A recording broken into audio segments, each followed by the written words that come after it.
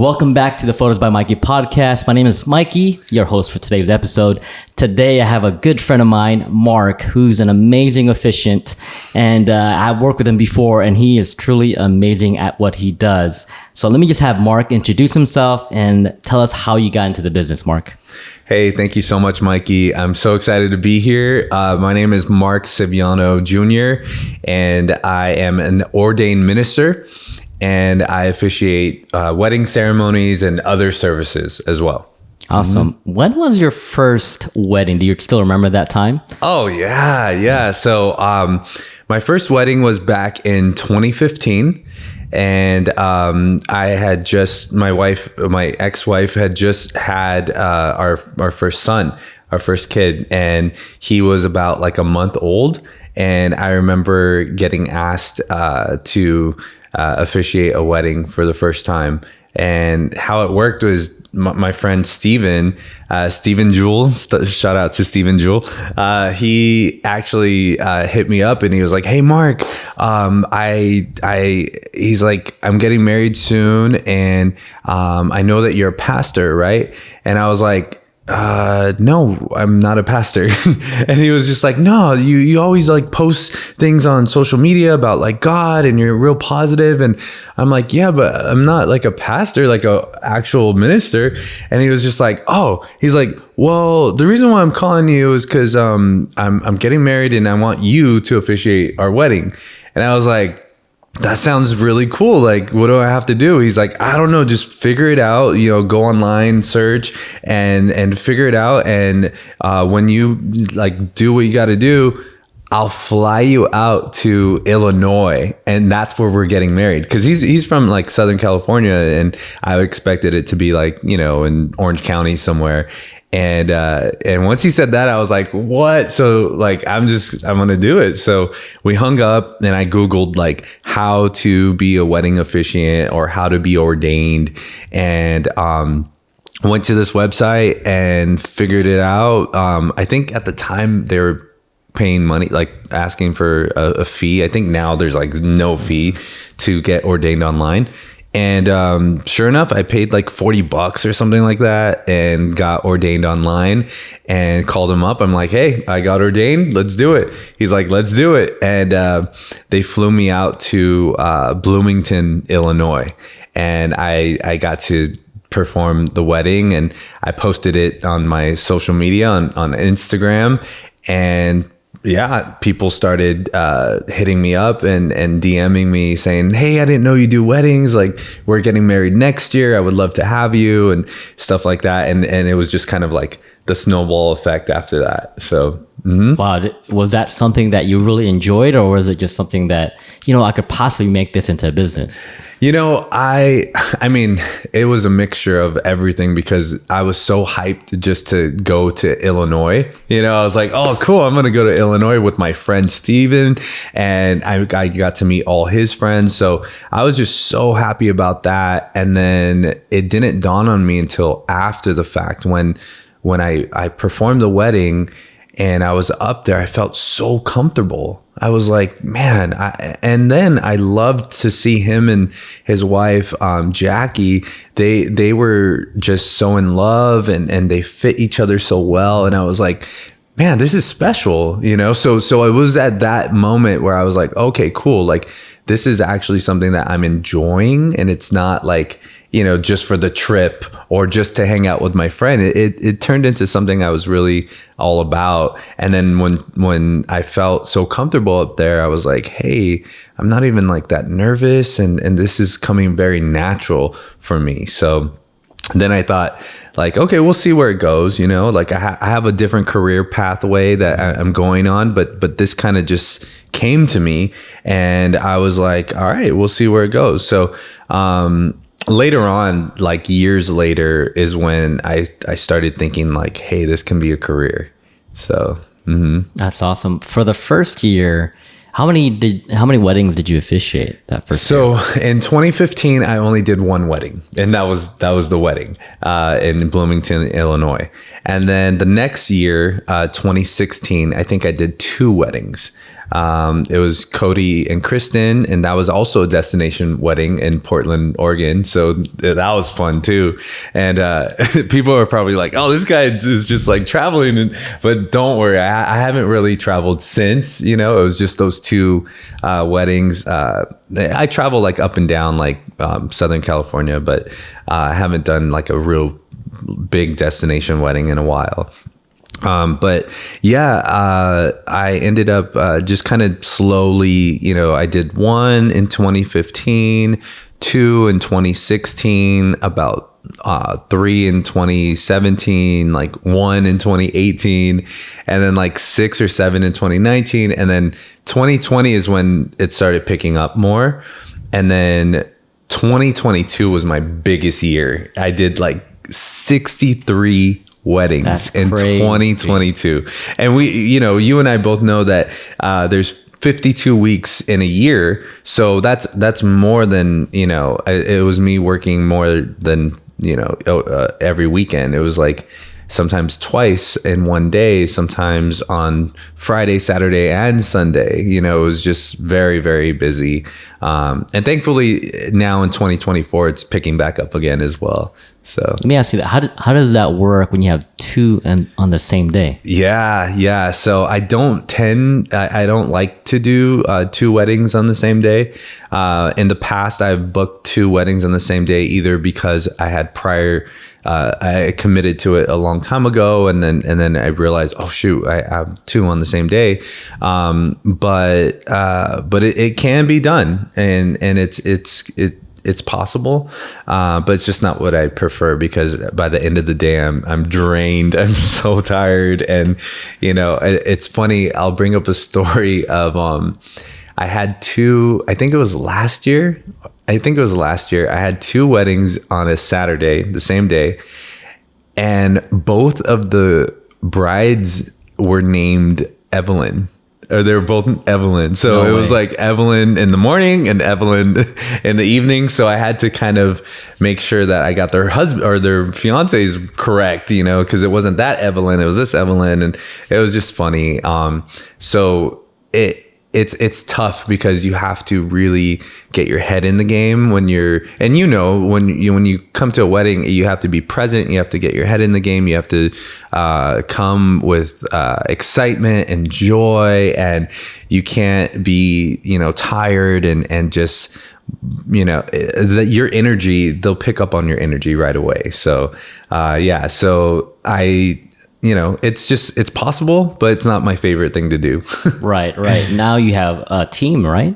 Yeah. So thankfully, about 2 years ago, I was a pro. So I'm Mexican. I'm Hispanic, and but I don't speak Spanish, and so a lot of my clients will come to me and they'll wonder if I offer bilingual services, and in the past, I would say like, no, I'm so sorry, I don't speak Spanish. And then it dawned on me, like, why don't I get someone who matches my energy, who can speak Spanish, and me and that person, whether a guy or girl, we can do it together, So I used to go to school at Azusa Pacific University. I got my master's in leadership development over there, and I met someone named Stefan.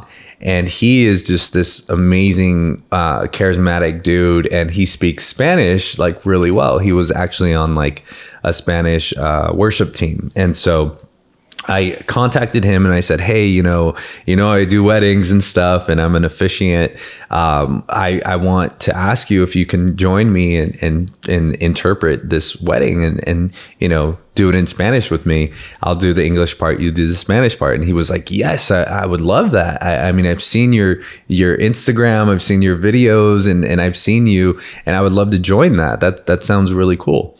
So he was a natural fit, and we did it together, and we've been doing weddings ever since. So it's been about 2.5 years, and when he couldn't do it one day, his wife Erica did it, and so she joined the team. Very natural again. And then recently, I had my friend who I've known for like 20 years.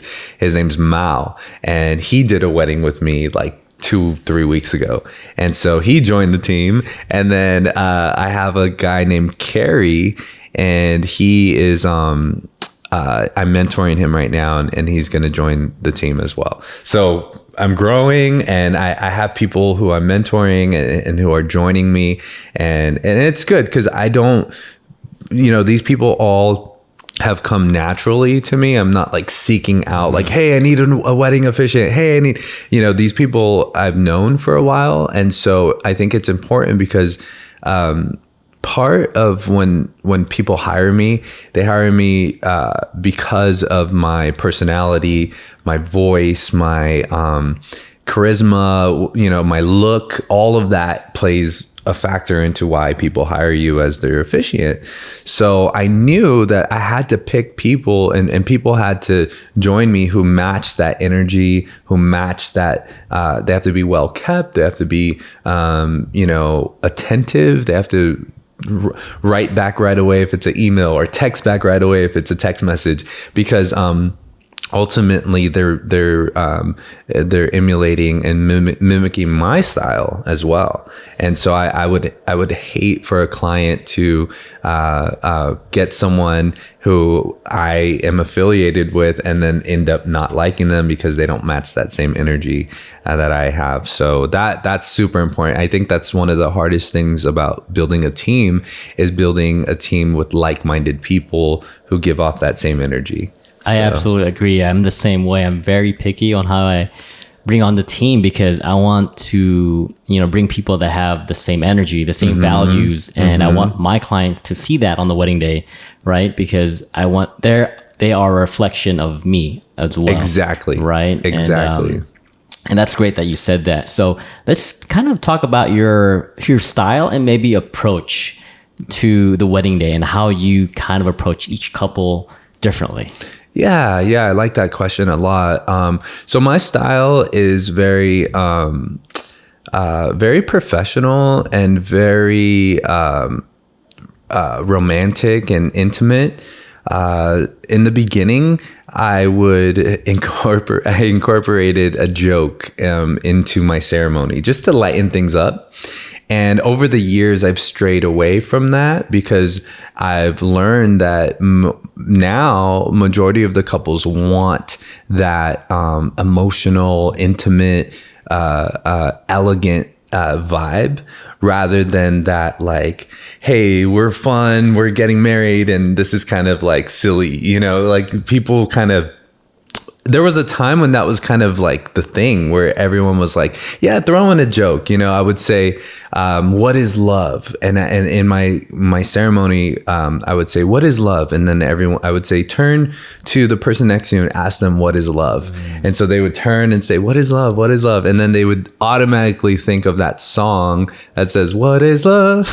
Baby, don't hurt me. So they would think of that. And then it would create like a laugh in the crowd.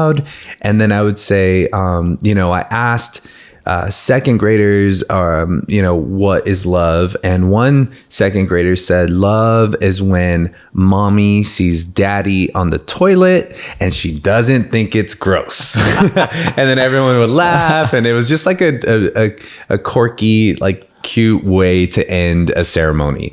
And then I would say, ladies and gentlemen, this is what love is. Give a round of applause to the newlyweds. At this time, I pronounce you man and wife. You may now kiss your bride. And I just kind of, tie it all together. But I've strayed away from the funny aspect, and I am more elegant and more professional, because we are in 2024 right now, and people pay so much for their wedding and so much for their big day that they don't want any silliness, it could be lighthearted, but they want this like really, really professional, intimate, and also personable story that is being told during their ceremony. So that's kind of my approach now. But yeah, when people hire me, they look for my speaking voice, if I'm real timid and I talk like this and I'm like, hi, I would love to do your wedding if you want me to, that it's like, they're not going to hire me, Right. So my voice is a big selling point. Right. Also, if I'm just straight face, like, yeah, I'll do your wedding. I would love that. It's like, I smile a lot naturally. So the fact that I smile all the time and they're just like, all right, this guy, he smiles. He has a great sounding voice. He's well kept. Like, I cut my hair all the time. I've been cutting my hair since I was 16 years old on my own. Wow. I don't go to a barber shop. So I do my own hair, and majority of the time I'm able to cut it myself. And actually all the time I cut it myself, but I'm able to look well kept. You know what I mean? Right. So then that comes with the package as well. And then the last thing I would say is just the fact that, I have reviews on Yelp, like a lot of reviews on Yelp. I'm trying to get more reviews on like Google and The Knot and Wedding Wire. But the reviews often say that Mark felt like we knew Mark forever. We felt like so comfortable around Mark, and it wasn't like some vendor we just hired. He felt like a friend, and so that, I think, sets me apart from other officiants, is that I'm bringing to people my own personality, my own willingness to be open and transparent with them and comfortable, because it's their wedding day. I don't want to come and treat it as a job and just check it off and just say, hey, I'm your officiant. I'm here. Let's do the job. Thank you. Pay me. Bye. Right. That's such a transaction that does not have to go down like that, especially on their most important day of their life, one of the most important days of their lives. So for me, I recognize that, and I want the couples to feel good and comfortable and like, oh, Mark, okay, cool, like we don't have to worry, And another thing I do is I send the couples the wedding script. So I type it all out, make it personal, send it to them like a week before. They read it through, and then if there's anything that they're kind of like, I don't want you to say this particular word, or hey, it looks great, let's go for it, that way there's no surprises, and I stick to the script. I always read off of an iPad, and I just kind of stick to the script and make sure I say the whole ceremony and what I wrote, and I don't go off on a tangent. And I, for time purposes too, because the coordinator is already talking to me like, hey, how long is your script or the ceremony? The photographer needs to know, how much battery life and all this stuff, and the videographer. So I like to stick to the script, make sure I know the time frame, and then just abide by that, because I've gone to weddings where they just go off on a tangent, and it's like, ooh, like that could have been prevented, Right. Or I've gone to weddings where it's too fast. It's just such a fast ceremony where they were just like, okay, cool, all right, and they pronounce them man and wife, and they just like, that's it, it's over, and that's not good either. So throughout the years, I've been doing this since 2015, so about 9 years. And throughout the years, I've gotten like a good sweet spot of how long a ceremony should be. And I personally believe that sweet spot is anywhere between 15 to 22 minutes at the most. So that's awesome. Yeah, I was going to ask you about that in terms of wedding ceremony time. So in terms of like the bride and groom wanting to say personal vows, could that also extend the time, right? It could, but it rarely extends it more than like a minute or two, because their personal vows aren't like pages and pages and pages, But if anyone's listening and they are getting married and they are thinking of writing their personal vows, I highly recommend it. It just adds so much to the ceremony, and it ties it all together and makes the ceremony that much more personable and personal. So I think if you're thinking of writing your own vows, definitely do that. And the traditional, like for rich or poor, for better or worse, till death do us part. I think, we can incorporate. That's called the traditional vows.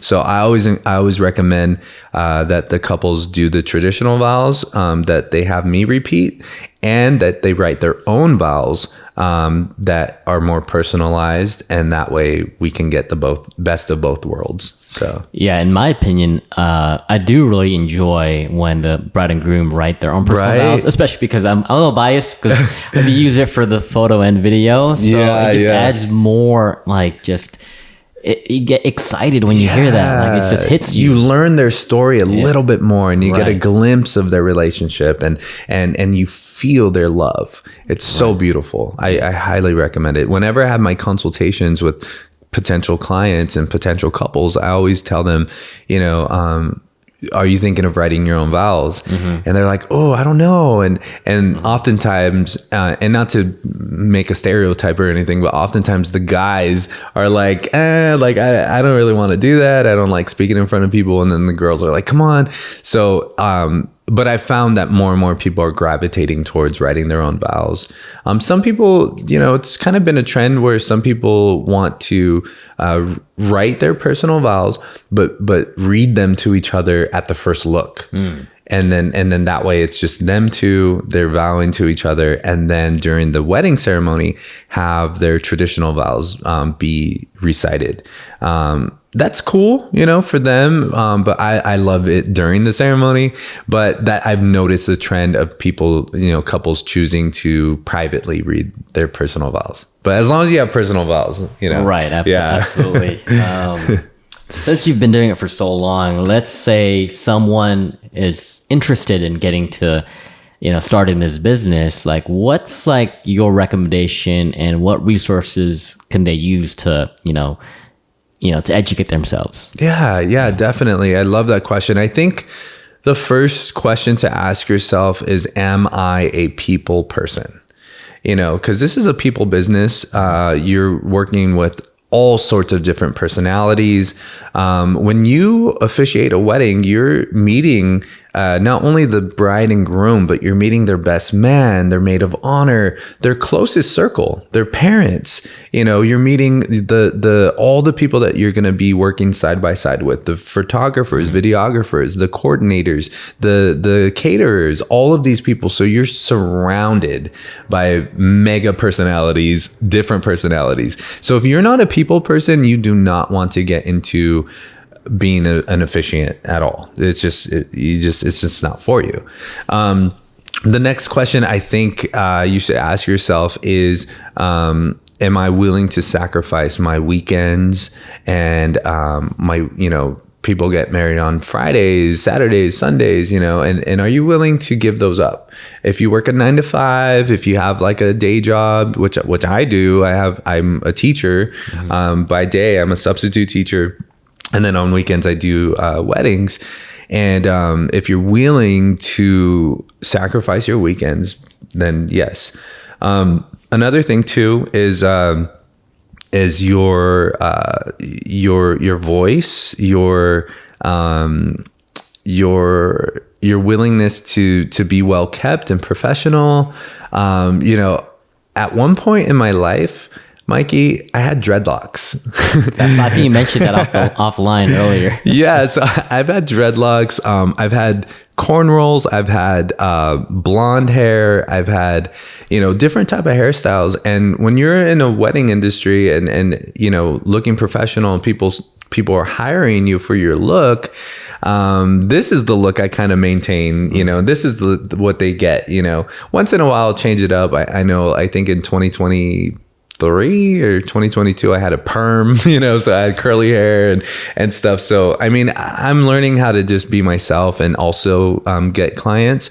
But for the most part, you have to not really take those big risks as a person. If you love to, bleach your hair and do this and grow out your beard super long and stuff, you have to think, ooh, is this industry going to fit my style? So I think there's a lot of factors that maybe people don't think about. One thing too that I wish someone would have told me before I started my wedding career is I wish someone would have told me that officiants are pretty undervalued.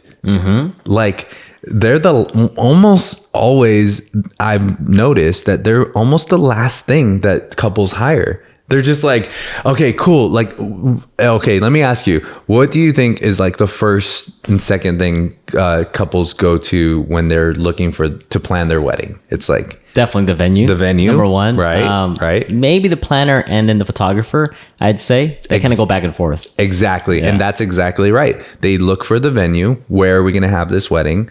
And then they look for the photographer who's going to record this or videotape or take pictures, and who's going to help plan this. You know, you nailed it. So those 3 people or 4 are normally the go-to. And then they talk about the colors and the food and the guest and the dress and the, you know, what you're going to wear, all of that stuff, the rings, all of that. And then all of a sudden they're like, wait, who's going to marry us? And it's like, that is such an important aspect of the wedding that it should be top 3. It should be top 5, you know, but oftentimes it's not, which I don't blame people. I get it. You know, there's more exciting things than a wedding officiant, you know, but it is an important element in the wedding. So, so I didn't realize that officiants are undervalued. So when I would give my prices, I'm a fairly reasonable price, you know? And so when I would give my prices, some people would say, oh no, that's too much. And I'm like, oh my gosh, like this is an important part of your day, and you're hiring someone with experience, someone who's going to be there for you and really give you the ceremony that you want, you know? And so, but yeah, it's undervalued. And so there's been times where I would walk away from a wedding or walk away from a consultation and feel undervalued. And so in my career, I wish someone would have told me like, hey, know who you are and know your value before you get into this industry, because some people are going to undervalue you, and you have to really, at the end of the day, know your worth and know that you are a valuable asset to their wedding, and they should splurge on you. They should pay whatever it takes to get you there, because you're setting the tone of the entire wedding. If the ceremony sucks, you know, the reception could save it, hopefully, and then you're like, okay, it was an okay wedding, you know. But if the ceremony sucks and the reception kind of follows and it's not that good either, then you're just not going to have a good wedding. It's not going to be a good experience. All of the time and energy and money that you put into your wedding is just going to be like falling on just like this mediocre ground, you know. And you want it to fall on a rich, awesome, love felt, good energy type of ceremony, you know. So anyways, that's my spiel on just the value. Like you should value all of your vendors, really, you know, but also include your wedding officiant in like your top 3, your top 5, you know. I mean, if you really think about it, that officiant is the person that is marrying you guys, right? I mean, if the officiant wasn't there, yeah, things couldn't happen. It couldn't flow. It couldn't happen, you know. And especially like you just don't want anybody to marry you. You don't want it to be this like random guy that you found on Yelp yesterday and you're just like, I don't know, he seems like he could do it. Let's do it. And then he goes up there. It's a job to him or her. And it's just like, okay, check mark. Thank you. Okay, pay me by. Like, it's such a meaningless transaction, you know? Right. And you want this to be a meaningful transaction and a meaningful experience. And so that's what I bring to the table. But not only that, there's been times when people ask their brother or their sister to officiate, or their cousin, and that really takes away. That's a risk. First of all, that's a risk, and it really takes away the actual family member of enjoying the wedding and actually witnessing it, because they're over here like thinking, oh wait, I have to like actually work the wedding and perform the wedding. And oftentimes they might be happy to do it, but again, they'll never know what it was like to be a guest during that ceremony time. And another thing too is they may not be experienced with all the little things that we as officiants roll with, in terms of if the mic goes out, it's like, okay, the mic went out. Don't worry. I've done this millions of times, and this is what I do when the mic goes out. Or if you have a baby crying in the ceremony, it's like some officiants won't know what to do, and they might be like, oh, and look visibly perplexed. And it's like, ooh, like, but maybe seasoned officiants and people who are experienced can know to let that roll, or just kind of ignore that and continue with the ceremony. So there's little like things that experienced people kind of already know kind of what to do, and then people who, hey, it's just my first time, I'm a family member, they may not know how to roll with the punches and challenges that come your way. 100% agree, because I've seen it many times over, where sometimes they do hire a family member, and you're absolutely right. Not even just the fact that they're not experienced, is the fact that they're not experiencing the wedding as a family member. Yeah.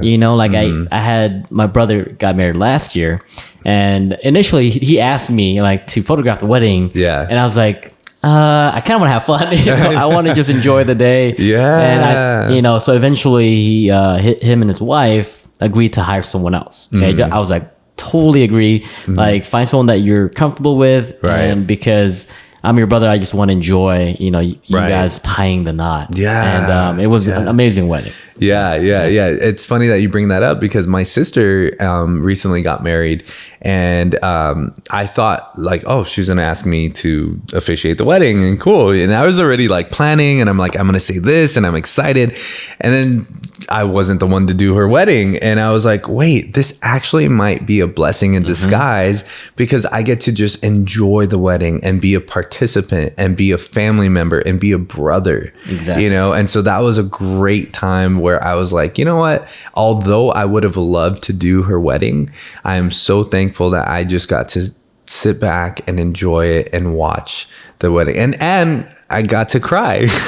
As an officiant, you kind of need to keep it together. Like if someone's just like pouring their heart and soul, and sometimes my eyes will well up in front of everyone, and I'm like, all right, Mark, keep it together. Like, this is so beautiful, and I feel the love, but I have to just kind of like not get so swept up in because I'm leading this. I'm leading this conversation. And so when my sister got married, I'll never forget her husband. He said, when the officiant asked, do you take her to be your wife? And he said, I will. And then he's like, I mean, I do. And then he's like, I will and I do. And then he just kind of said it in a sure way that just struck a chord with me. He's like, I will and I do. I will and I do. And I was just like, man, he just vowed that. He just agreed to that. And it just made me cry, because it's like, when you can find someone who will for you and who will do for you, that's a beautiful thing to find in life. Someone who is willing to do for you and just they say yes to you. That's amazing. Yeah, it's a beautiful thing. That's amazing. Let's get into some tough questions for you, because I'm sure people want to know like your thoughts and perspective. Of course. Let's start off with cell phones during the ceremony. What's your thoughts on either no cell phone, or maybe having people take photos at the beginning? Like, what's your approach on that? Okay, I've done both. I've done no cell phones and I've done cell phones. My personal opinion is I love cell phones. Go for it. Do it. Take photos. I had an aunt who live streamed everything on Facebook all the time at every party, every event. Go for it. Live stream, do that, all that stuff. So personally, I'm okay with cell phones. However, what I've noticed is that we are entering a more private time. I believe 2023, 2024, 2025, their couples want privacy. They don't want everyone to know that they're married. They don't want to flaunt it on Instagram and all of that. So I understand the reason why people don't want cell phones anymore. Your aunt that Facebook's live everything, maybe that's unnecessary. Maybe she could just like be present. So although I am okay with cell phones, I do understand the privacy aspect. So I would much rather say, hey, take all the pictures you want, take all the video you want, use up all your storage on your iPhone. I don't care. Just don't post, and just don't like blast this all over social media. That's all I ask. So I think there's a compromise there. Right. Absolutely. Absolutely. Yeah. So this next question is more maybe geared to photographers. So do you move out of the way when they kiss? Oh, all the time. I've done that since day one.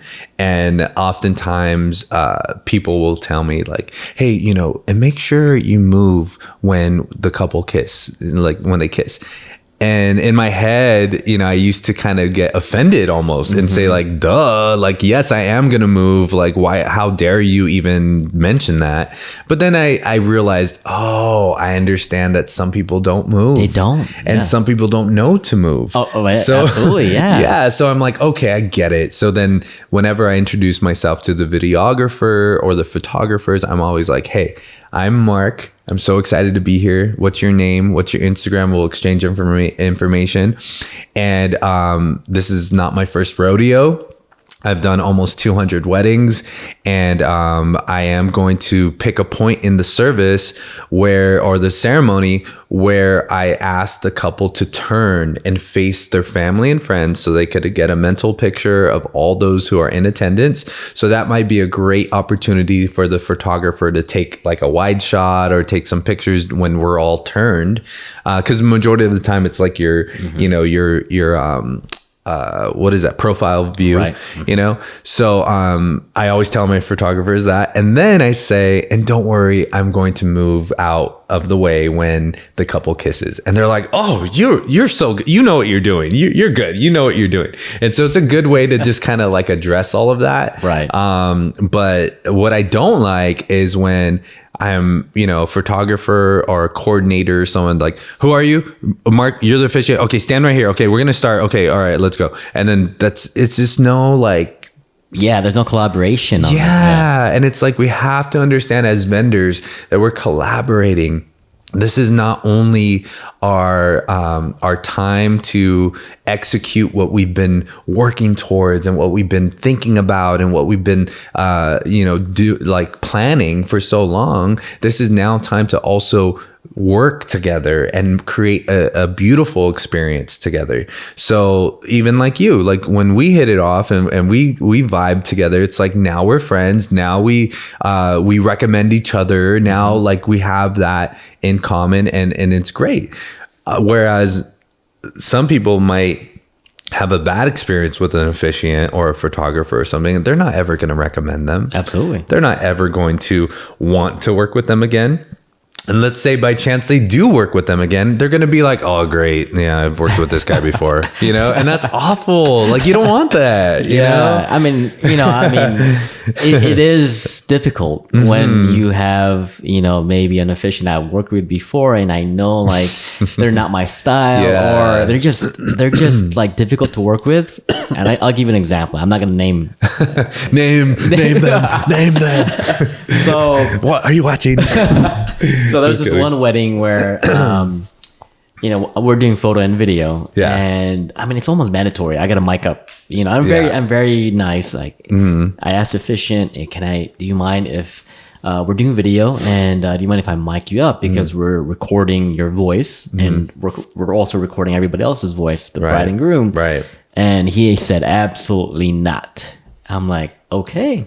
No problem. So I always have a plan B, plan C. Right. So, of course, I'm recording from the DJ's booth, and then I'm also recording. I usually attach another recorder on the microphone. Yeah. But it's usually better when it's on. Of course. Because sometimes, it happens to everybody where they actually, bring the mic away from their mouth. So it was definitely difficult. And why would someone deny that though? He was wearing a suit. He didn't want things on his suit. I don't know. Oh my gosh. Yeah. Why would someone say absolutely not? Like, that's just, it comes with it kind of comes with the job. Yeah. And that's the thing too. Like, if you're thinking about being a wedding officiant, know that you're going to have to put things on your suit. Mm-hmm. You're going to have to be uncomfortable a little bit sometimes, and that's okay. Yeah, absolutely. And I actually like when officiants or the DJs have like a wireless microphone, like they attach it so you don't have to hold the mic. So good. And then they can hold their iPad. Exactly. Or just kind of be free to move their hands and things like that. So exactly. I like that too. Awesome. Yeah. All right, here's another one for you. Okay. All right, Mikey. And it's something I don't do. As a photographer, videographer, like I never pass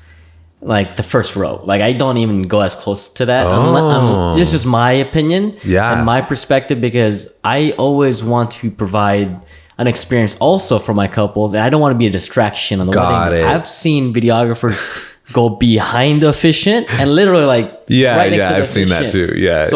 What's your thoughts on that? I get it when it's a photographer.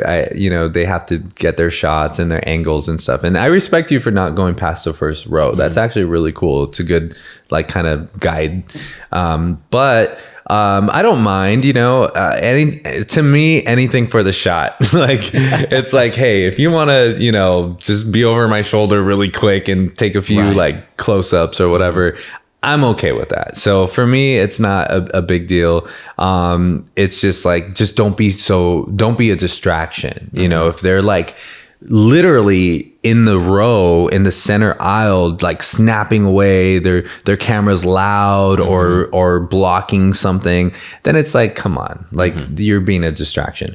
But if you're like literally over my shoulder and I didn't really notice you and no one else really noticed you, maybe it's like bushy or plants or something, and you kind of got away with it, I'm okay with that. Awesome. So because I think sometimes some of my couples actually request like a certain shot from behind. So right. As long as you're quick about it, you're not there the entire ceremony, like over Mark's shoulder. I think he's okay with that. Right. Yeah, that's good. Let's talk about audio.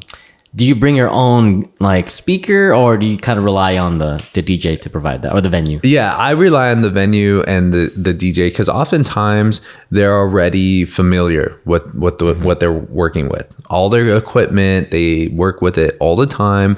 So I like to just kind of join their what they already have going, rather than bringing my aspect to it and just saying, hey, I have my mic. This is the way I like it. This is my speaker. This is my, it just becomes very like entitled or very like demanding, and I don't want to be like that. So I'm always like, hey, whatever mic you got, majority of the time I'll connect with the DJ or for sure the coordinator prior, and I'll know if I'm going to have a mic stand, if it's going to be a lapel. Like I already kind of know. So rarely are people like, we don't have anything. We don't have a DJ. We don't have any audio. Like, can you bring audio? And then I'll provide something, but for the most part, I just like to join and collaborate with the DJ or coordinator or venue, whoever has all that. That's great. That's great. I'm not sure if do you attend wedding rehearsal? Is that an extra service for you? It is an extra charge for the wedding rehearsal. I've been in this business for 9 years now. I'm pretty confident with how a wedding runs and where to stand and what to do, what not to do. So it's not really necessary for me to attend a wedding rehearsal.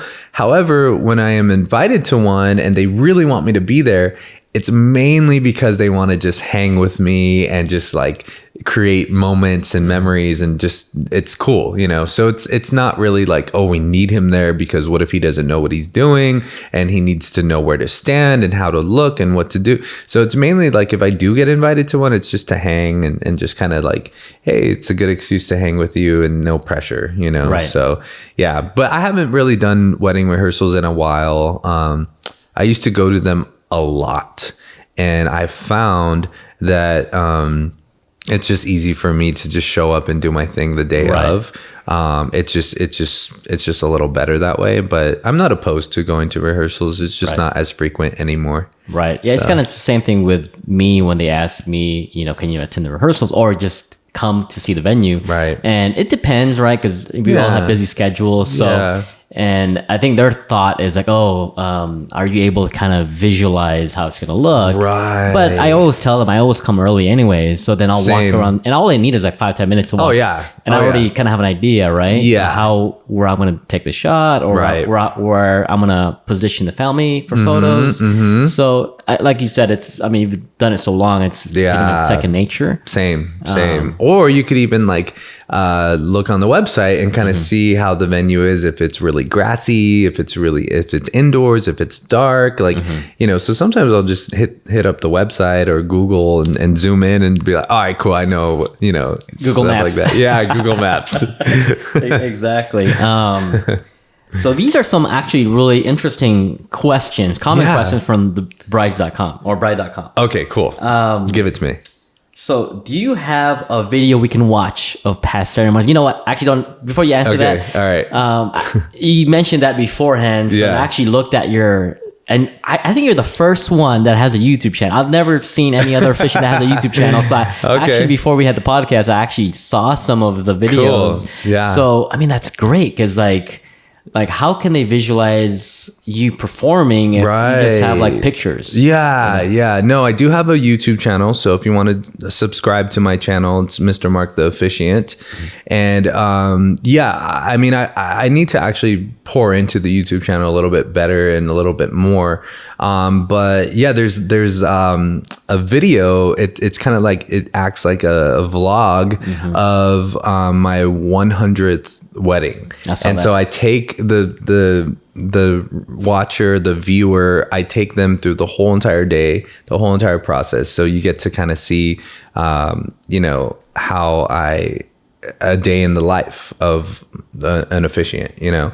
And so that's a video that I cherish because it was my 100th wedding, and you know, it was just like a beautiful time that I remember, and a great approach. I had to get the balloons and stuff like that because I had like 100 the balloon that said 100.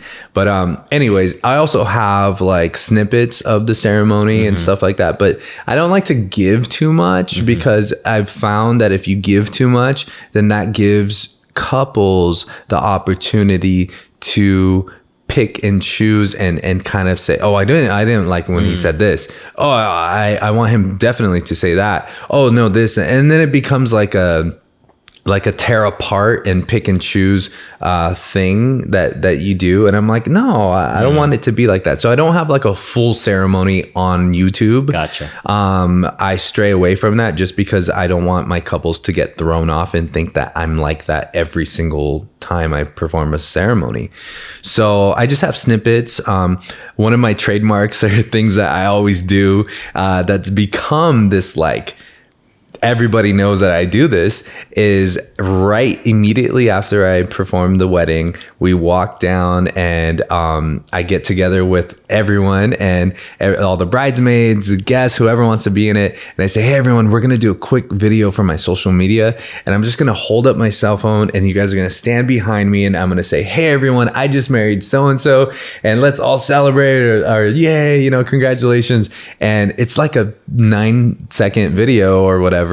And I do that. And then I also incorporate my eyes, like my view of the wedding. Like I get like a pan of like a shot of their guest book or a shot of like the venue really quickly or you know, the flower girl, ring bearer, whatever, you know, and I'll incorporate that in like a little video. So I'll make like a 1-minute video and I'll post it on my Instagram, but it always starts off with me, you know, saying, hey everyone, I just married so and so, and it's become such a beautiful thing. And thankfully I've done it it since my very first wedding. Really? So my very first wedding, I said like, hey guys, I just married Steven and Jackie Jewel. And then like, it wasn't as polished as now. Yeah, it's like, hey, everyone, you know, but it was there. It was like the beginning stages of that. I think you're the OG because I haven't seen anyone do that. So no, and you know, it's funny, Mikey, because when I started doing that, I follow other officiants and other officiants follow me, and I saw some other officiants do that. And I could have gotten mad. I could have gotten like, oh no, that's my thing. Like, you don't do that. But I got flattered. I was like, go for it. Like, do that. They probably saw your post. That's exactly. They probably were like, hey, this guy does that. And, you know, and so to me, I don't feel like there's any competition.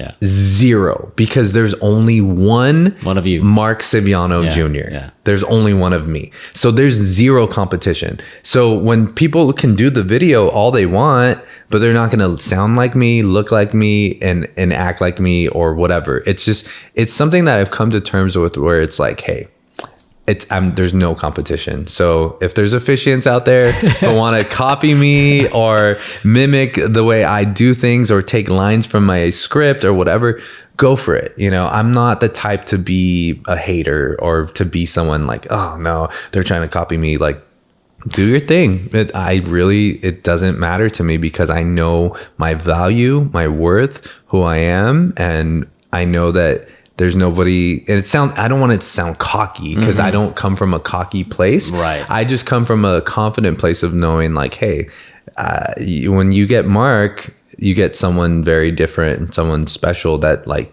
you can't really duplicate that, right. You know, especially when they get Mikey, they're not going to get someone that they can't duplicate how special you are, you know? So we're whoever you hire, it's that individual and their style, and it can never be mimicked or copied.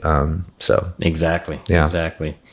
Our next question is, have you had any experience during the ceremony and had a noisy guest or a disruptive guest? Yes. And how did you handle that? Yes. Shout out to Sienna. Just kidding. Sienna Jackson. No, her son literally walked up to the altar and laid on the floor and was crying and screaming and just crying and crying. And I'm a teacher, so I deal and I know how to manage a classroom and manage kids and children. And so I know that whenever someone is crying out for attention and crying, you know, throwing a tantrum, it's always best to not give them what they want, like not highlight the situation like, hey class, Mikey is just throwing a tantrum, we got to just stop. And you know, it's best just to let them be. They'll get over themselves and then continue, you know. So I've took my classroom management skills and incorporated into my wedding ceremony skills, where Sienna's son just laid there, was crying and crying, and then he just stopped and laid there. And we just kept going with the ceremony. I don't like to be awkward and just act like it didn't happen. I'll acknowledge it and be like, hey there, you're so cute today. You look amazing. All right. And then we'll keep going. So it's good to not ignore it. But you have to ignore it. But it's good to acknowledge it right away in like a light way, but not give it your full attention. It would be awful if I were to be like, oh, what is he doing up here? Okay, everyone, we're just going to wait. Excuse me, ma'am. Can you get him? We're in the middle of a ceremony right now, and everyone just stop. Like, okay, we're going to, all right, you got him. Oh, he's still crying. Oh, see how much time that took away? Right. See how much like awkwardness that was? Mm-hmm. But what I did was I was like, oh, little guy wanted to join us. All right. So do you take so-and-so? And it's, you just kind of like continue and go. And it's a skill, you know, it's a skill set that you either have or you don't, or you can develop. But yeah, so that was one time. Another time was what was it? So there was the Sienna thing. There was another time when it was very distracting. I forgot. Maybe a cell phone going off? Or? No, it wasn't the cell phone going off, although that does happen. I forgot. Oh, yes, I know. Okay, we were in Pasadena, and it was a small elopement. So it was only like 5-6 people there, and the bride and groom, and their children were very small. I would say like 9 months maybe, and then the other one was like 2 or something. And during the middle of the ceremony, I was almost done, and they wanted daddy and they wanted mommy, and so naturally they just came up and wanted their mom and dad, and their mom and dad were kind of like, oh, not now, not now. And then I said, you know what, pick them up, pick them up, put them on your arms, and let's continue the wedding. And they're like, really? And I'm like, yeah, pick them up. So the dad got one, the mom got the other one. They said their vows. They were looking at each other. The children just like kind of laid their head on them, their shoulders. And it was a little chaotic in the beginning, but it worked. And so afterwards, like a week or 2 after, I receive a direct message from the bride, and she's like, Mark, I just want to thank you. And she gave me a tip too, which was nice that moment. But she said, I just want to thank you because you handled our kids so well.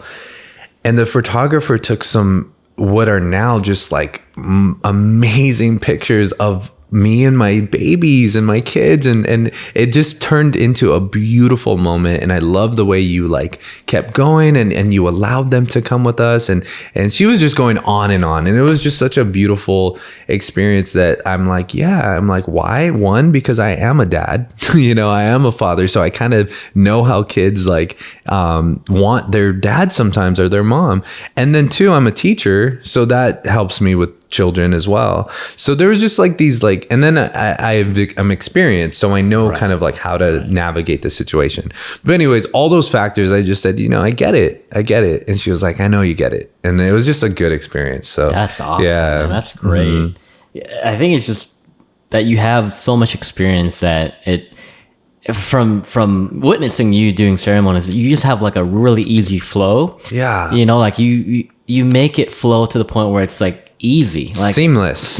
Yeah. And then like people enjoy that. Like, because I've attended other ceremonies, not bashing other officiants, but it just seems very like rugged. Yeah. It's not smooth, or it's too, like you said, it's too quick, or they're speaking too fast. Right. Or again, I'm just putting out there. Yeah, just throw it out there. There was one officiant, and I was like, she's like this, and she had a microphone too. Yeah. And welcome everybody, like so quiet, and she's timid. Yeah. And we could barely hear her. Like even someone in the back was like, we can't hear you. I guess speak louder.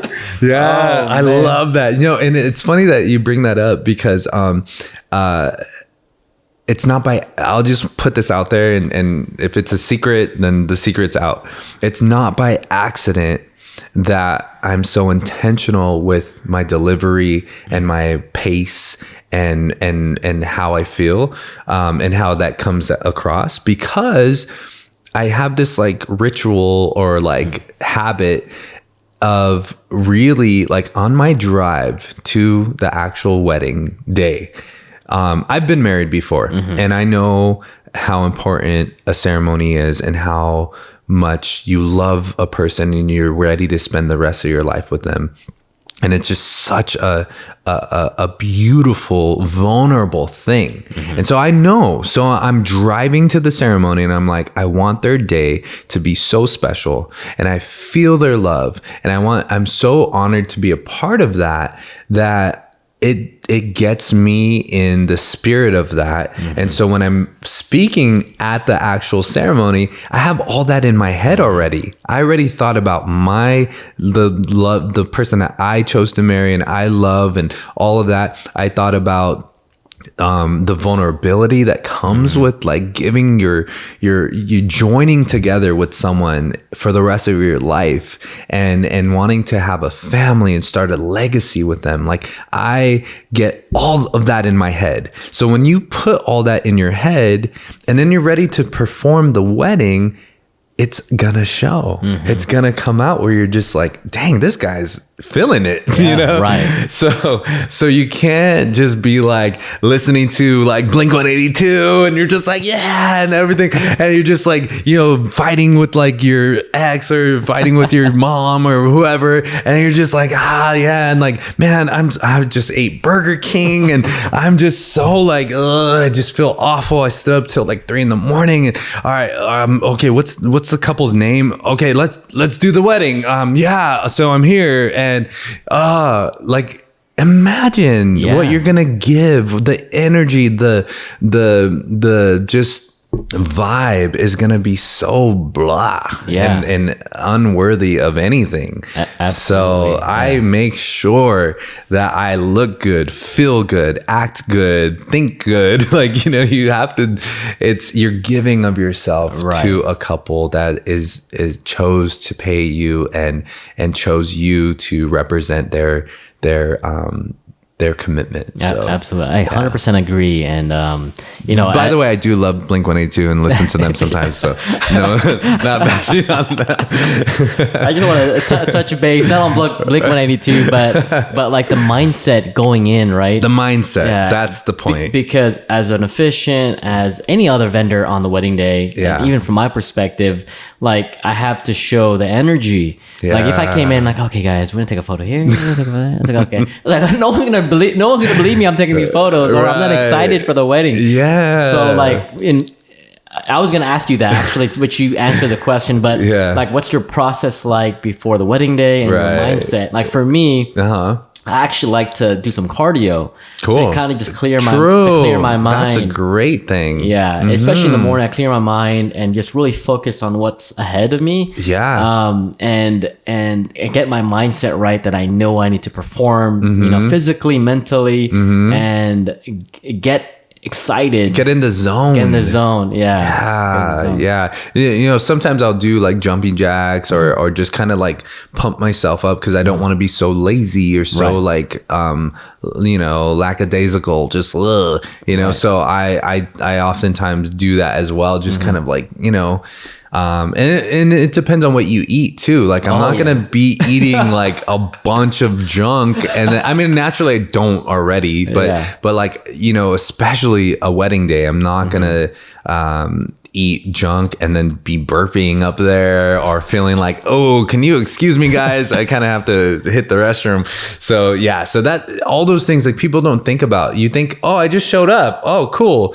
No, I ate right. I got my mind right. I like dressed right. Like there's so many things that I did before I showed up, Awesome. That's great.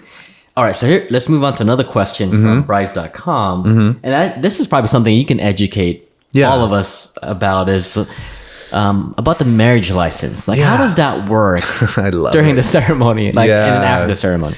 I love that question, and hopefully I could like snippet this video and put it as like a reel or something, but let's talk about the marriage license. Okay. So the marriage license, there are 2 different types of marriage licenses.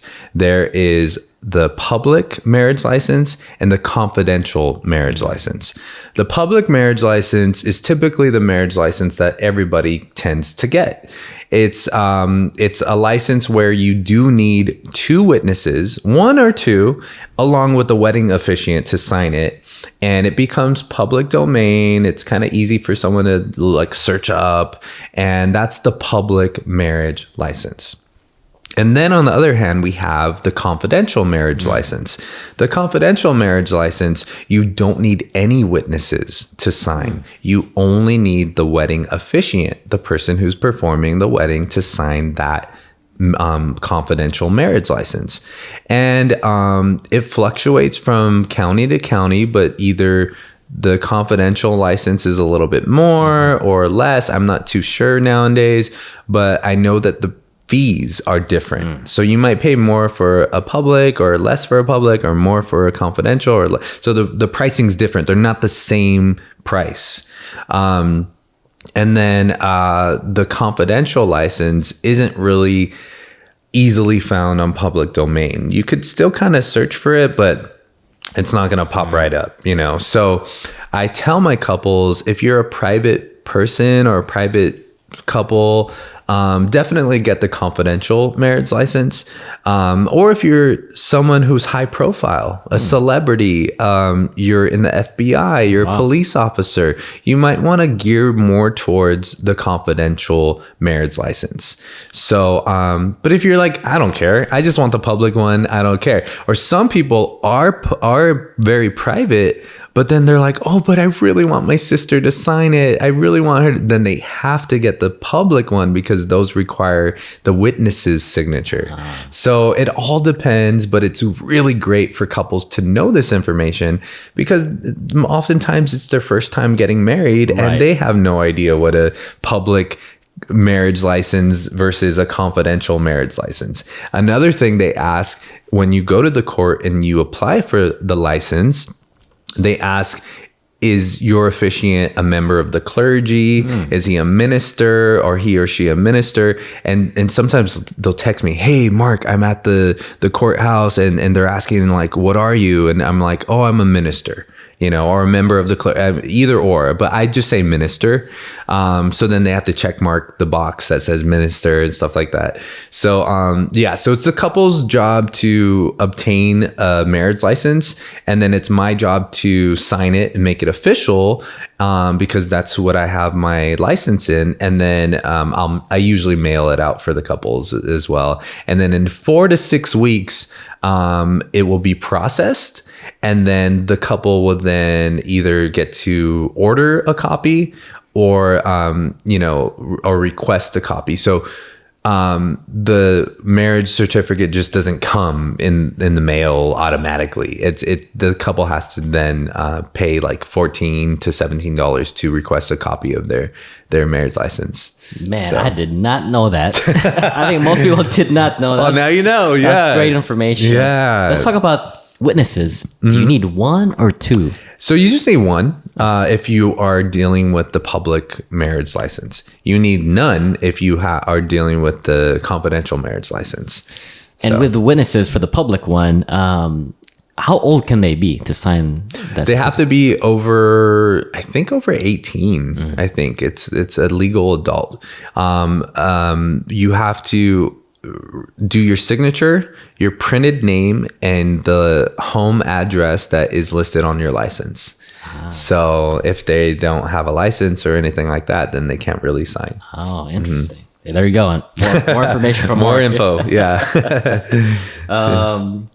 Let's talk about some wedding trends. Okay. That cool. I'm sure you've seen a ton of different things happening, the past couple of years. Yeah.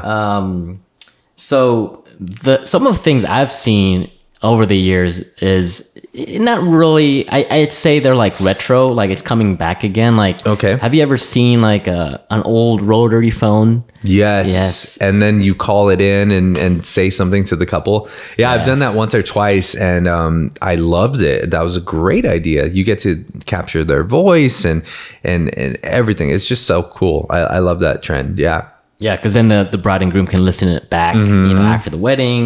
Because sometimes you don't have time to talk to everybody. It might have like 300 people at the wedding. Yeah, exactly. Yeah, I've actually saw a trend. Well, I heard of a trend, and I wish I witnessed it in person. But someone told me that they went to a wedding, and the groom, he wore all white during the ceremony, which was cool. My dad wore all white during his ceremony and it looked great. And I actually think that looks really cool for the guy to wear all white tie, white vest, white pants, white blazer, white shoes. You get it. You get the point. And so, so all white. And then, when they announced the couple at the reception, he came out wearing all black. And that was so cool. That was like a boss move. Wow. Like just to be all in white, boom, ceremony, intimate, beautiful, I do, then goes to changes and then comes out ready to dance on the dance floor, ready to party, ready to have a great time, all in black, just looking sharp again. So it was a really cool trend that I thought, man, he's onto something. Because sometimes you think of the bride, like, okay, the bride's gonna like wear a shorter dress or she's gonna do an outfit change or whatever, and it's kind of expected. You're like, okay, cool. But when the groom does it, it's like, dang, like that was a boss move. So I really like that trend. If I were to ever get married again, I would probably do something cool like that, where it's like boom, boom, like just like the shock factor of those like colors and the contrast. So, that's awesome. Yeah. And I'm wearing black and white right now. Yeah. It's so interesting because I mean, in the Philippines, we have a traditional suit, like almost not even a suit. It's just like a shirt. Okay. And it's all white. It's see-through. It's made out of bamboo called barong. Oh, that's cool. So like the guys actually traditionally wear white. Wow. Yeah, I like that. Not black. Nice. So it's kind of like, it depends on different cultures. Right. So what's appropriate or what's not. Yeah. So, but I've also seen, so I had a bride a few years back, and they all the family knew that she loves wearing black.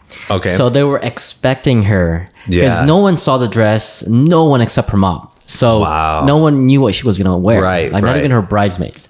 So, and she told me though, so she came out wearing white. Because everybody expected her to wear black. Right. You know, and it was like a shocker. Yeah. And I love stories like that because it's so, it just like you say a lot with your clothes. You know, you speak a lot with your clothes. It's like, man, that just made a statement.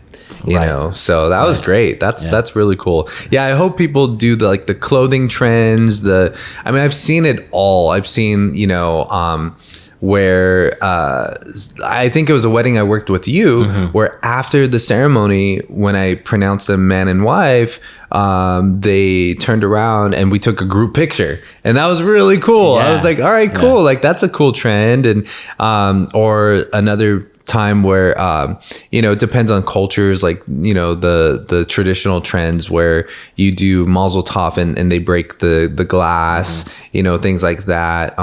You know, I would stray away from like the candle lighting, because sometimes like it's windy or the flame goes out, or so I always tell couples like, I would stray away from the candle lighting. I know sometimes there's the cord, the unity cord, where the couple will tie like a rope together and tie that knot, and it symbolizes them, you know, coming together.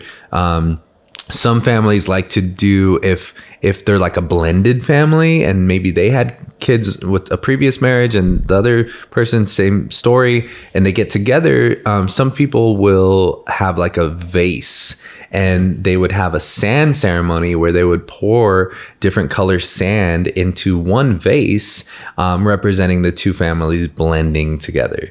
So that's kind of cool. My friend Cody and Kristen, shout out to them.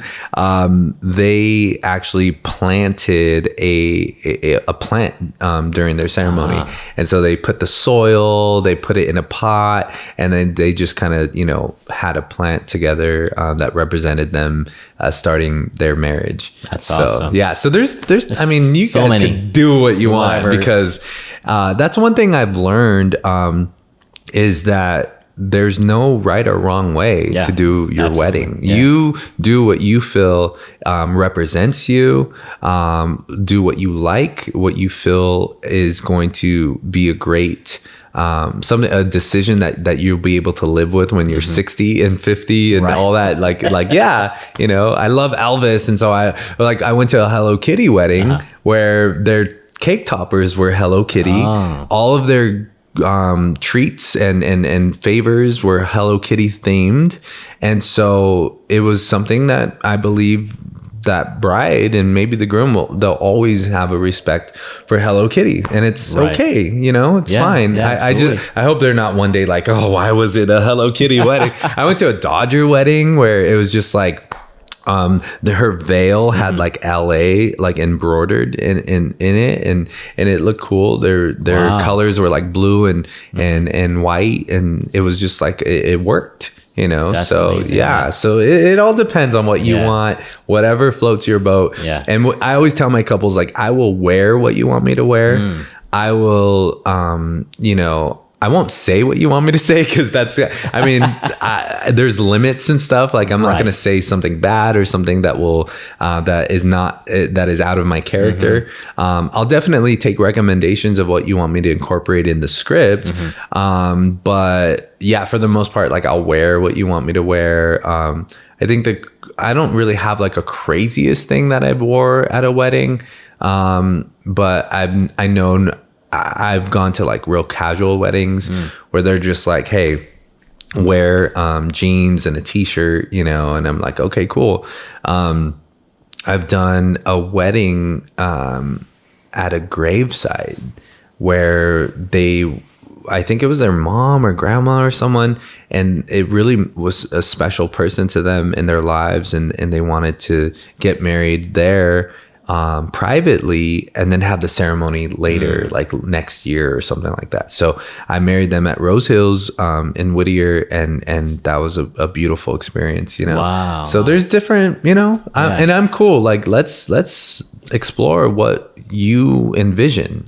You know yourself the best, and whatever you like, let's do it. Yeah. Hopefully out there's someone who will make me dress up as Elvis or make me, wear all green or wear polka dots. Like I want more of a variety of just let's have fun, but it kind of goes with the trend that I was saying is more and more people are gearing towards that elegant professional wedding rather than that silly, like fun type wedding. So gotcha. Yeah. I think we talked about that because I think a lot of people really want to have their guests experience like the wedding not in a private way, but more where they can connect, intimate, right? Because sometimes there's so many people, right, and they may not know your story. True. And so I think especially when they have their vows, it's so amazing to listen to. Even when I'm recording, I'm like, oh my God, I'm tearing up. Right? Yeah. Same. All the time.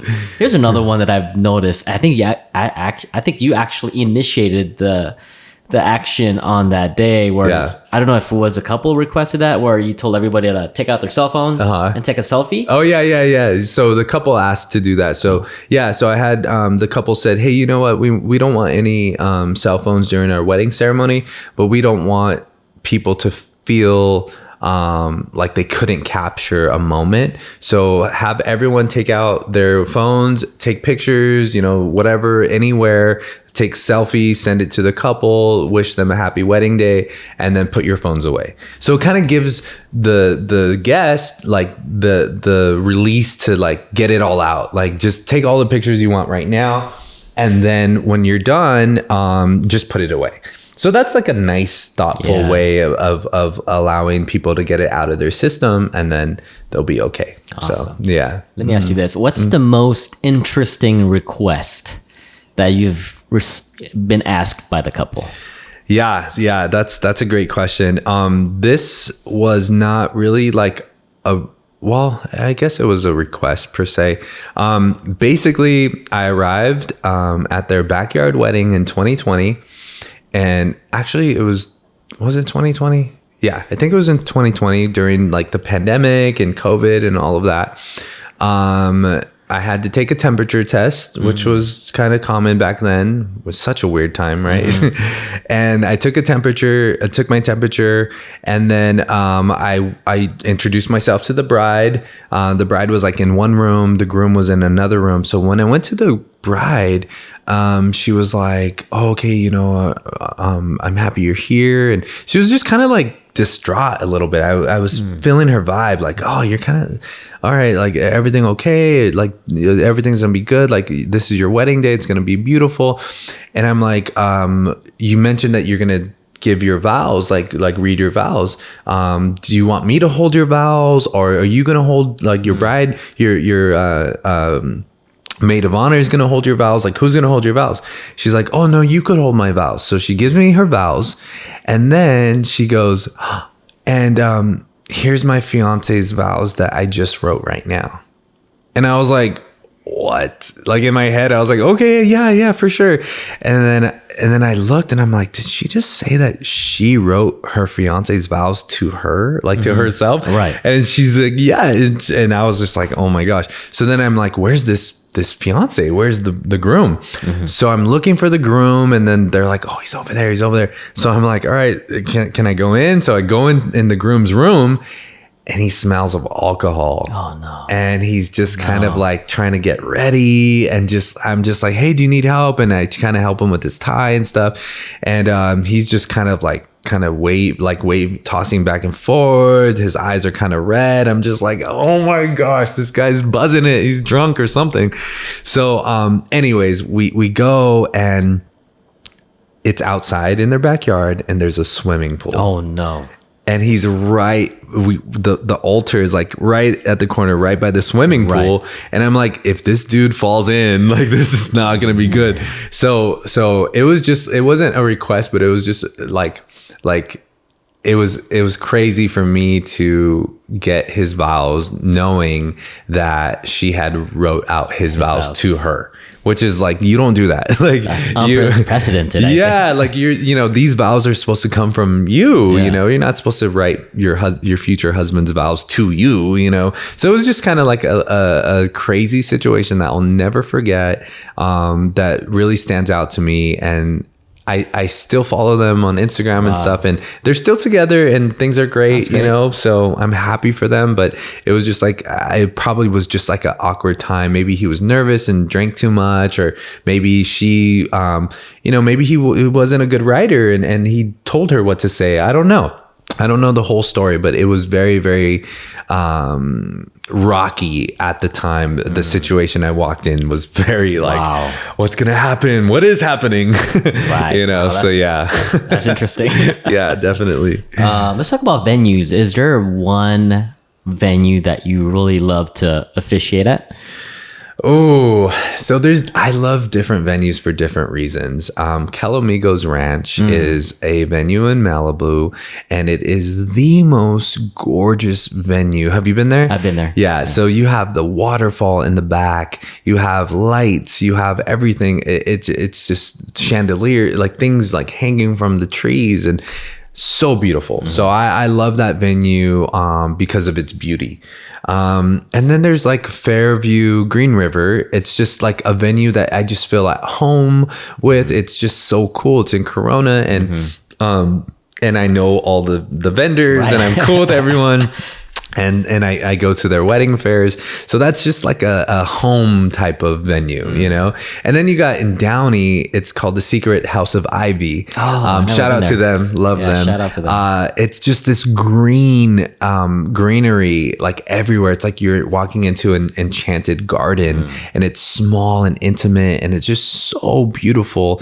They have like butterflies embedded on the greenery, and they have like vines coming down. It's just such a really cool vibe.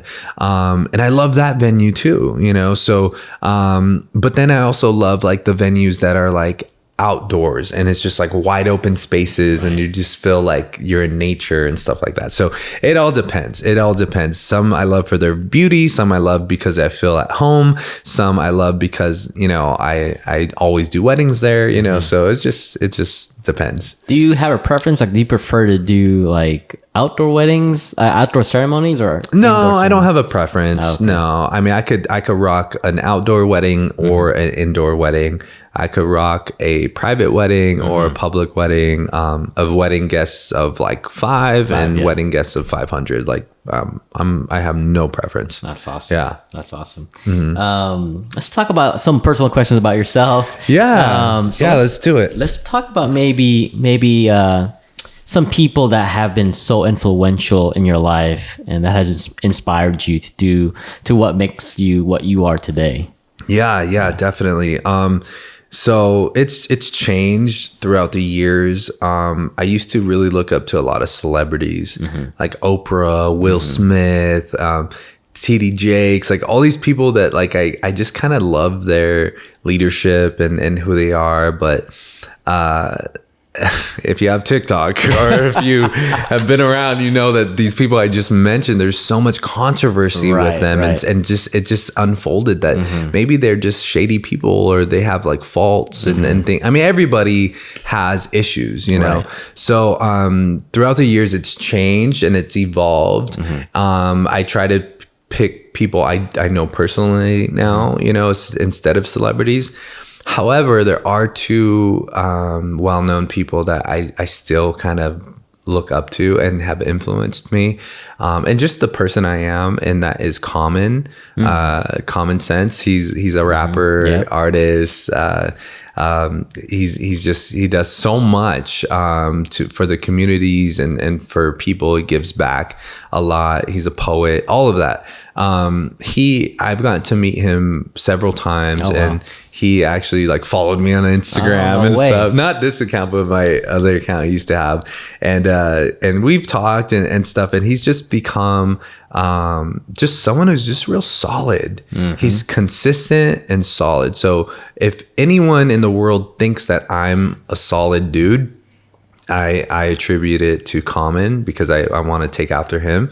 And if anyone thinks I'm well dressed or manly or just very like confident, I attribute it to Common and just his persona and just how he is. The second person is Tabitha Brown. Have you heard of Tabitha Brown? No. She is deemed America's mom, or America's mother, and she rose up to fame during the pandemic, when everyone was home and they were just glued to their social media and their phones and trying to figure out what the heck is going on in the world. Tabitha Brown rose up and became a person who just empathized with Americans and people of the world, and just like showed her care and showed her transparency, and let you know that if you're not having a good day, don't you dare mess up someone else's day. So she's just like a really Southern, I think she's from South Carolina or North Carolina, and she's African American, and she has like a little fro, and she's just so cool. And like I just really am influenced by her lately because of her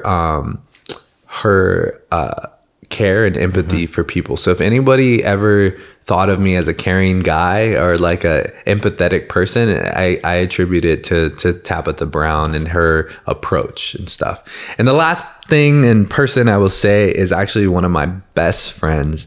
Shout out to Jonathan Matthew Green. He lives in Phoenix, Arizona, and he is one of my best friends in the entire world. And his energy is just fire. He's always dancing. He's always like looking to go travel places. He's very energized and creative, and he's just like a person you want to be around. And so he's been a really good positive influence in my life, just to remind me that although I go through hard times and there's like valleys in my life, just to stay positive and have fun and be like goofy and fun, and he's just kept me at a really good like positive level.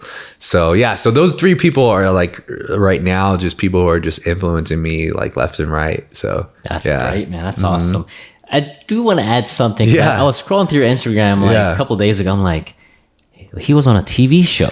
Yes, I was on Jay Hudson. I was on the Jennifer Hudson show. I had a wonderful opportunity to go on the Jennifer Hudson show, and I got to talk about me being a wedding officiant and how I officiate weddings and on national TV, which was great. You know, before off air, we were talking a little bit about marketing and stuff, and I actually don't pay for any marketing. I don't really do any marketing. I believe that with the power of social media, the power of reviews, and the power of word of mouth, that's all the marketing that I'm happy with right now. However, when I grow my team and as my team begins to grow, that's actually one of my goals, is to create a website for the first time in 9 years. I never had a website. Wow. I never had a website. All of my exposure, all of my clients have been very organic, and the opportunities have just come to me. So being on the Jennifer Hudson show, talking about my career as a wedding officiant was an opportunity that came to me. I didn't seek it out. I didn't like apply or anything like that. It just came to me. And so I've found that right now, for how much I can give, I only want things to kind of grow organically. Once I have a more established team, and once I kind of want to take it to that next level, then I could start looking for marketing strategies and things like that. But right now, you know, I'm teaching, I'm a father, I am an officiant, and it's just a lot. And I think if I were to spend some energy, even a small amount of energy marketing, I think I would over market so much that I'm only one person. So I wouldn't be able to be everywhere, be at everyone's wedding. I wouldn't be able to do like, you know, like 70, 80 weddings a year, you know, I'm only one person. So I want to find that balance of just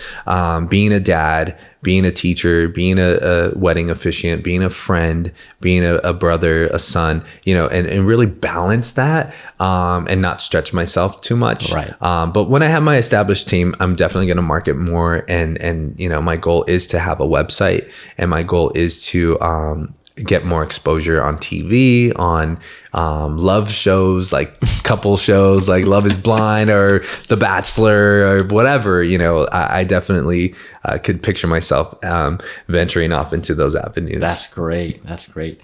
Looking back at your life, what advice would you give your younger self? Oh, you know, I get asked this once in a while, and it changes every time. And right now in my life, I would tell my younger self to not be persuaded by other people, what people think you should do. So I would say, Mark, if your friends, if your family, if your religion, if your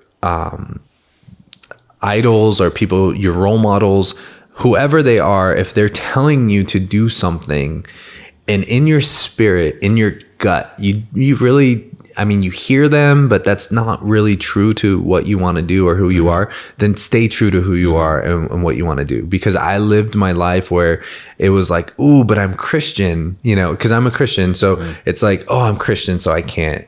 Or, oh, you know what, like I'm you know, I can't do that. That's not what it wouldn't look right or whatever. It's just, there's been times I wouldn't like be a sellout, or I wouldn't like compromise, but I would just kind of be more hesitant to do things or say things because of my beliefs, or because my mom's watching, or because I have kids, or, you know, all that stuff. Yes, I do factor all those into my decisions now, but I've learned that at the end of the day, it's something that I have to sit alone with in silence and say, do I really want to do this? Or do I really want to decide to choose this, or whatever it may be? So I would tell my younger self, hey, stick to what you feel is right in your heart. And you can listen to other people's perspective, but just take it with a grain of salt. It doesn't have to be something that persuades you to make a decision that later on you might regret, or you might have just made just to be safe. You know, so does that make sense? I don't know if that makes sense. Yeah, so that's awesome. Yeah, so I would definitely do that, because I've learned that at the end of the day, your choices are your own. Nobody made those choices for you but you. Right, exactly. You may have been influenced by others to make that decision, but ultimately that decision was yours and it lands on you. They're not going to say, hey, Christianity, like, why did you make Mark like this? Like, no, Mark made Mark like this. Or, hey, Mark's mom, why did you make Mark like? No, Mark made Mark like this, you know? So I think once we understand the power of owning our own choices because we chose to do it, I think it will change the game with everything. So that's amazing. Since you're a substitute teacher and you are also an officiant, how do you plan for rest and self-care? I love that question. Yeah. So I do find balance in my life. I go to the gym twice a week, which is such a good time to just like relieve stress and just like unwind. So I love doing that. That's something that I recommend any type of physical activity for anybody who wants to de-stress and just kind of unwind. Shout out to my online trainer, Julian. He is amazing and he's been working with me since January and it's been great. So yeah, I go to the gym twice a week and then I write songs and poems, and I write stories and books, and I'm also a published author, so I'm able to just have an outlet where, to me, writing and expressing myself through song or poem really just allows me to unwind, and it's like a form of self-care for me. And then just binge watching like a movie or like a documentary. And that's just my way of unwinding. So spending time with my kids, just like laying down and just talking to my kids, So those are just ways that just bring me joy and create balance in my life. Eating caramel popcorn, I love caramel popcorn and I love chai tea at Starbucks and, just little treats and things that just make you happy and just kind of bring like some lightness into your world. So those are the things that I do to really de-stress and keep me rested and calm and grounded. That's great. Is there a favorite place you love to travel or a special location you like to go to? It can be anywhere. Yeah. So over the summer, I got to travel Europe. I went to London. I went to Spain, specifically Barcelona. And I went to Rome and I went to Paris. And, it was just a really good time. And, initially I thought like, man, I would love to come back to Spain again because it was just such a beautiful place and I really had a good time there.